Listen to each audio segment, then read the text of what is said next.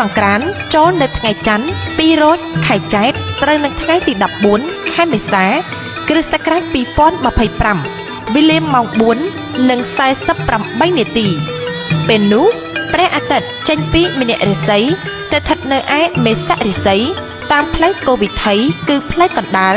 មានទេវធីតាមួយព្រះអង្គជាមគ្គនាយិកាព្រះនាមកោរិកៈទេវីជារាជបុត្រីទី2នៃកបិលមហាព្រហ្មគង់នៅចតុមហារាជការទ្រង់អំពរពណ៌លឿងលម្អនៅព្រះការដោយសៀតផ្កាអង្គាបោះអភរណៈកែវមុតតាផស្សហាទ្រង់ទេលំប្រេងព្រះហស្តស្ដាំទ្រង់ព្រះខ័នព្រះហស្តឆ្វេងទ្រង់ឈើច្រត់ទ្រង់គង់ផ្ទុំបិទព្រះនេត្រលើខ្នងស្ដេចភ្ជាស្ដេចខ្លាជាយានពីហណៈទៅនាំអស់ទេវបុត្រទេវធីតាទាំងមួយសែនកោដ្ឋហោះទៅកាន់គុហាកែវធម្មមាលីនាទីភ្នំកៃឡាសខេត្តហេមពាន្តជាទីតម្កល់ទុកនៅព្រះសិរសាកបិលមហាព្រហ្មដែលតម្កល់លើពានមាសនាំមកដង្ហែប្រតិសិនភ្នំព្រះសុមេរុរាជតាមផ្លូវព្រះអាទិត្យចរចំនួន60នាទីទើបនាំយកទៅតម្កល់ទុកកន្លែងដើមវិញហើយប្រជុំទេវបុត្រទេវធីតាទាំងមួយសែនកោដ្ឋចូលទៅស្រង់ទឹកអនត្តមហាស្រះដែលមានទឹកហូរចេញពីបំពង់ថ្មកែវដែលជាមាត់គោឧសភរាជទាំង7ត្រជាក់ខ្សែមខ្សានព្រះរាជហឫទ័យហើយនាំគ្នាចូលទៅសមាទានរក្សាសិលដោយសមណរីករាយគ្រប់ព្រះអង្គក្នុងភគវតីសភាសាលាដែលព្រះវិស្វកម្មទេវបុត្រនិមិត្តថ្វាយដើម្បីបន្ទោបង់អពមង្គលឲ្យជ្រះស្រឡះហើយចម្រើននៅសិរីសួស្តីជ័យមង្គលជន្មាយុយឺនយូរដល់ទេវតានិងមនុស្សសត្វផងទាំងឡាយតាំងពីឆ្នាំថ្មីចូលមកនេះបានទូលំទូលាយសុខក្សេមខ្សាន្តតរៀងទៅរំដាប់ទទួលទេវតា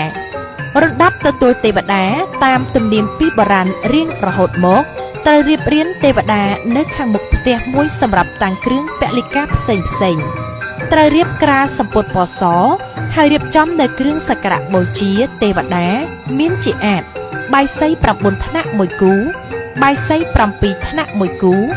បាយសី5ថ្នាក់មួយគូបាយសី3ថ្នាក់មួយគូបាយសីបច្ឆាមួយគូស្លាធម៌មួយគូទឹកអប់មួយគូទៀន5ធូប5លេខ5ផ្កា5ដាក់លើជើងពៀនមួយគូចេកនួនចេកដាំវ៉ាដាក់លើជើងពៀនមួយគូផ្លែឈើ11មុខរៀបដាក់ជើងពៀន11គូ